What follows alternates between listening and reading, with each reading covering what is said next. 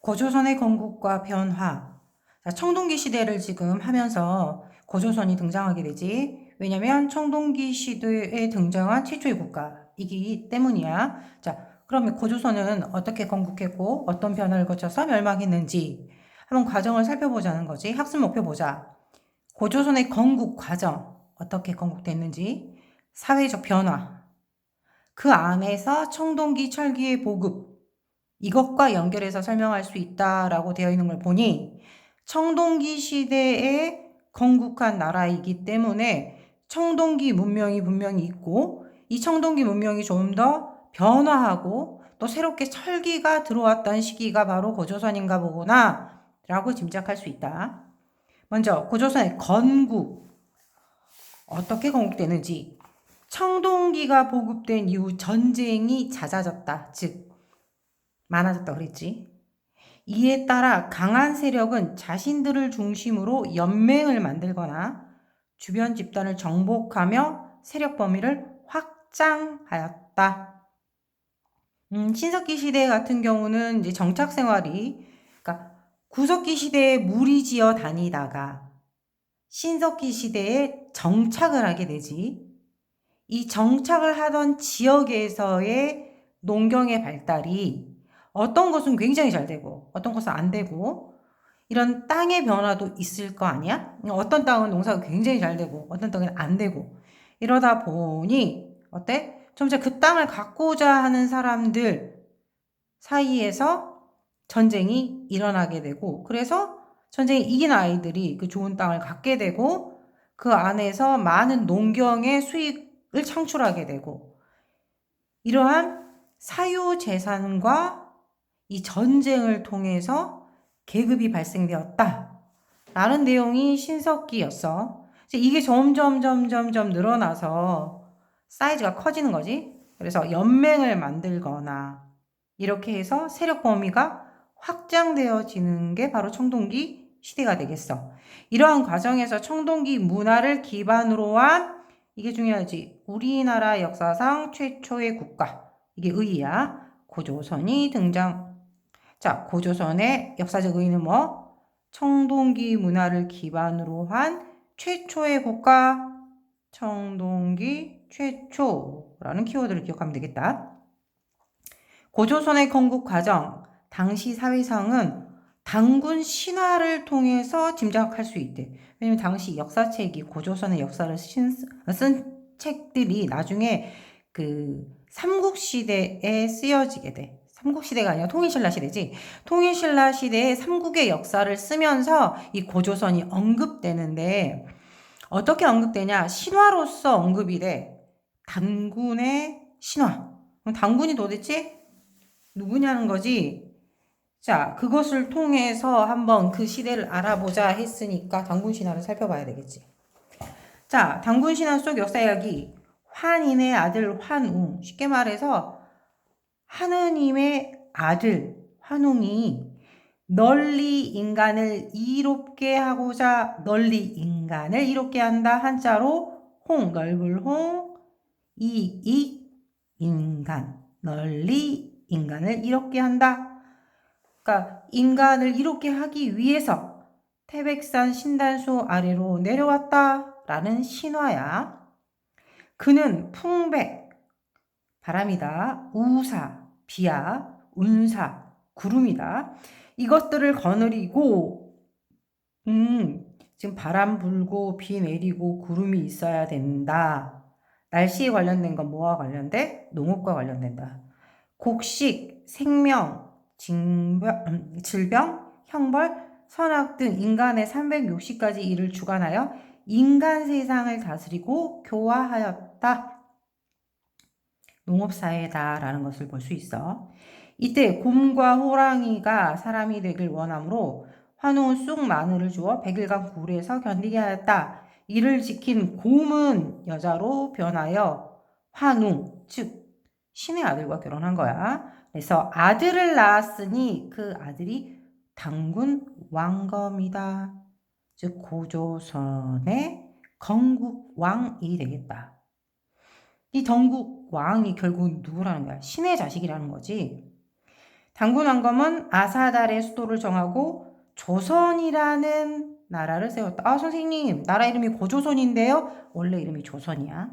그런데 우리가 알고 있는 15세기 이런 조선하고 비교하기 위해서 13, 14, 15세기의 그 조선, 16세기까지 그 조선하고 비교하기 위해서 고조선이라고, 그러니까 오래된 조선, 올드 조선, 뉴 조선 이렇게 나눌 수 있겠지. 그래서 고조선이라고 우리가 부르는 거지.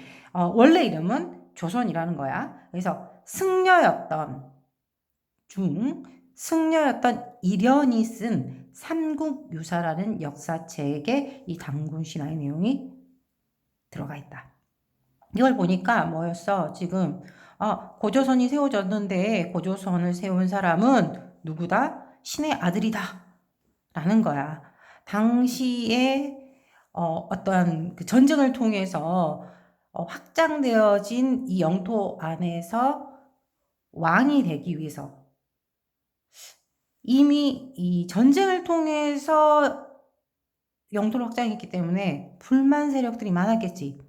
이걸 잠재우기 위해서는 내가 너네들보다 특별한 존재라서 왕이 된 거야 라는 걸 어필해야 됐어. 그래서 우리의 왕은 누구다? 신의 자손이다. 신의 손자지. 여기서 보면 아들의 그러니까 환인의 아들인 환웅의 아들이기 때문에 신의 손자야. 즉 신의 어떤 그 혈맥을 이어가고 있어 라는 것을 얘기하면서, 그러니 너네들은 당연히 하늘을 섬기는 것처럼 우리의 왕을 섬겨야 돼 라는 식의 세뇌를 하기 위해서 만든 신화가 되겠어.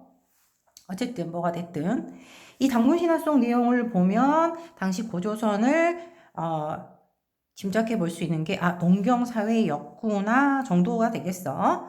자, 다시 내용으로 들어가 보면 고조선이 어디에 위치하냐? 만주와 한반도 북부 지역, 이 지역 되겠다. 지금으로 보면은 북한 쪽이 되겠어. 북한하고 중국의 그 만주 지역, 몽골 그쪽이 되겠지. 요 지역을 중심으로 발전하였다. 위치는 만주와 한반도 북부 지역.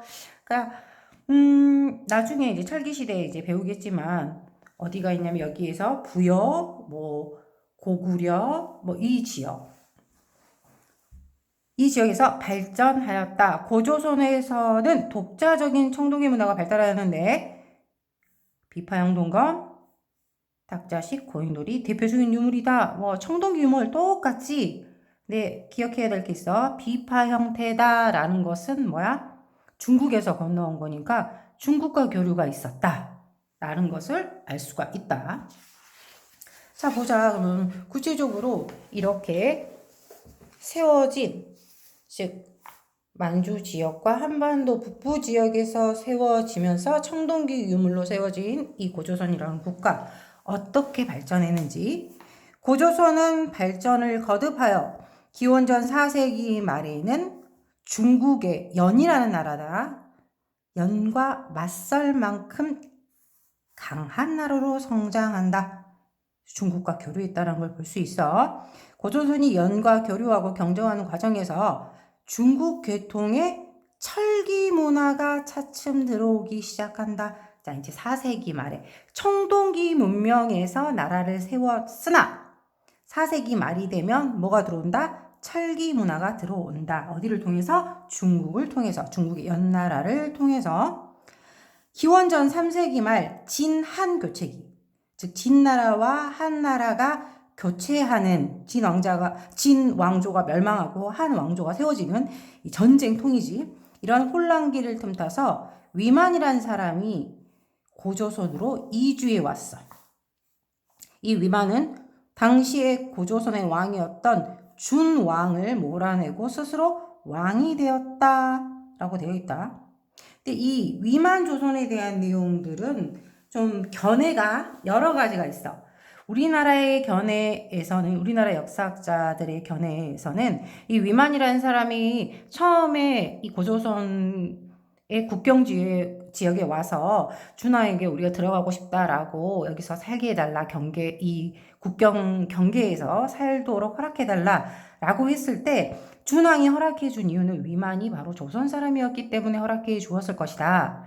입고 있는 복색이라든지 또한 뭐 고조선 사람들과의 의사소통이 가능했던 부분이라든지 이 여러 부분을 봤을 때 원래는 고조선 사람이었으나 중국 쪽에 가서 살다가 이 중국이 전쟁통에 혼란스러우니까 다시 고향으로 자기를 따르는 사람들과 가족들을 이끌고 돌아온 게 아니냐라는, 그래서 이 위만이 왕이 되고 그래서 유지된 고조선의 역사는 이게 중국의 역사가 아니라 우리나라의 역사다라고 주장을 하고 있고, 중국은 아니다, 중국에서 건너온 애가 그기 너네 고조선의 왕을 몰아내고 그 나라를 쟁취한 거 아니냐, 그러니 이 발단된 고조선은 대한민국의 역사, 너네의 역사가 아니라 중국의 역사로 봐야 된다라고 주장을 하고 있어. 지금까지도 학계에서는 서로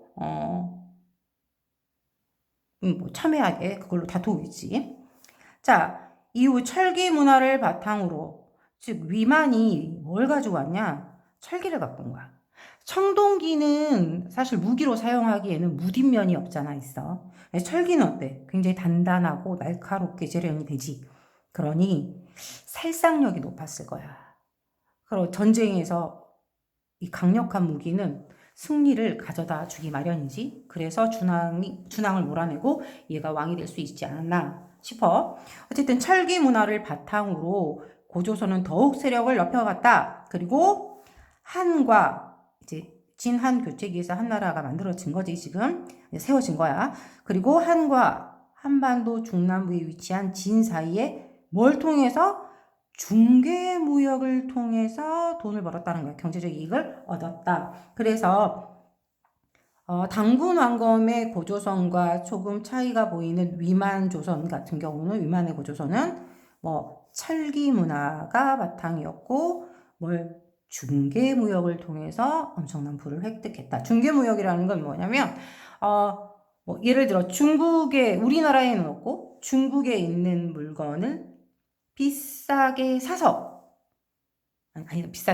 싸게 사서 그거를 다른 사람에게 비싸게 파는 거지. 그게 없는 곳에. 이게 중개무역이야. 그러니까 어떤 물건을 만들지 않아도 상거래를 통해서 중간 마진을 먹는 거. 그게 중개무역이야. 그래서 중개무역을 통해서 엄청난 부를 획득하였다. 한편 사회 질서를 유지하기 위해 고조선은 팔조법을 시행하는데, 자, 고조선의 특징, 고조선 사회, 이거를 명확하게 보여줄 수 있는 게 법체계가 되겠지. 이게 8개가 다 남아있진 않고 지금 3개 정도가 남아있어. 그래서 그걸 보면 그 시대 사람들이 어떠했는지를 알 수가 있는데, 그래서 팔조법 한번 살펴보도록 하자. 팔조법 뭐냐? 사람을 죽인 자는 즉시 죽인다. 이건 뭐야? 살인자에게 엄격한 벌을 지금 주고 있지. 즉 생명 존중 사상이 있었구나. 생명 존중. 남에게 상처를 입힌 자는 곡식으로 갚는다라는 데에서 농경사회였고, 그지? 더불어 도둑질하는 자는 노비로 삼는다. 신분이 있었구나. 계급사회. 용서받으려면 50만 전을 내야 된다. 지금 손해배상에 대한 내용이지. 그러니까 곡식으로 갚는다. 50만 전을 내야 된다. 이 모든 게 뭐야? 사유재산이 있었구나. 사유재산의 존재에 대해서 알 수 있겠지. 그래서 이 팔조법의 일부, 남아있는 그 일부를 통해서 우리가 알 수 있는 고조선의 사회 모습은 크게 생명존중, 농경사회, 사유재산, 계급사회 등이 있었다라는 것을 우리가 알 수 있다. 자, 이렇게 발전하고 있었던 고조선이 도대체 어떻게 해서 멸망하게 됐냐? 자, 성장할 때 당군왕건, 청동기 문명 기억하고, 발전할 때 위만조선, 철기, 그리고 중개무역, 팔조법까지 기억하고 있다가 멸망은 아주 단순해. 한이 이제 안정을 찾고 점차 영토를 확정하겠지. 그러면서 고조선은 한과 한 번 더 남부 소국 사이의 무역로를 독점하여 한나라와 갈등을 빚게 되었다. 아까 중개무역을 통해 가지고 돈을 벌었다고 했으니까. 점차 강성해지는 고조선의 불안을 느낀 한무제, 황제 이름이야. 한나라의 무제. 무술, 무예 생각하면 되니까 굉장히 무력이 강했던 황제라고 보겠어. 한무제는 결국 고조선을 침공.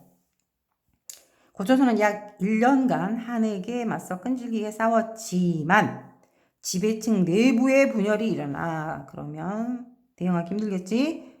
수도의 원검성이 함락되면서 멸망했다. 결국 뭐 때문에 멸망했어? 한의 침입으로 멸망했다. 그럼 그 결과를 봐야 되겠지. 고조선 멸망 후 한은 군을 선치했다. 이게 한사군이 바로 그거야. 한나라 애들이 4개의 군현을 설치를 해 자기들이 직접 다스리기 위해서 설치한 것이야. 그래서 한사군의 설치는 지금 언제? 요때 고조선 때 시작돼. 뒤로도 계속 이 한서군에 대한 내용은 나와. 이 지역을 지배하였다. 고조선 유민들은 한의 지배에 저항하였고 이 과정에서 많은 유민이 남쪽으로 이주해서 세워진 철기 문명을 갖춘 나라들이 이제 이후에 나오는 철기 국가를 되겠다. 자, 기억하자. 초기엔 뭐 당군 왕검이 다스리는 당군조선, 그리고 후기는 뭐 위만조선으로 얘도 비교해서 기억하자. 자, 당군조선은 누가? 당군 왕검. 이때 기억할 게 있어. 당군 왕검이라는 것은 당군 플러스 왕검이라는 명칭으로 이해해야 돼. 당군이라는 것은 제사장의 의미고 왕검은 바로 정치적 지배자를 얘기한다. 이름이 붙어 있어. 아, 이걸 통해서 이때는 제사와 정치, 재정이 일치된 사회였구나. 자, 문화 어떤 거 있어? 탁자식 고인돌, 비파형, 동검. 그래서 연과 대비할 정도로 성장했다. 이때는 연나라였어. 그러다가 진안교체기가 되면 누가? 위만이 등장한다. 얘 문명은 뭐? 철기문화 그리고 중개무역으로 발전한다. 이에 반감을 갖고 있었던 한이 침입하지. 그래서 멸망하고 결과 뭐라고? 한사군 설치까지 기억하면 되겠다. 자, 이후로 지금 철기 문화에 대해서 철기 국가, 그러니까 고조선 멸망 이후 이주에서 이주민들이 세운 여러 철기 문화를 가진 나라들, 각 나라들의 특징 이런 것들을 비교하면서 공부할 거야.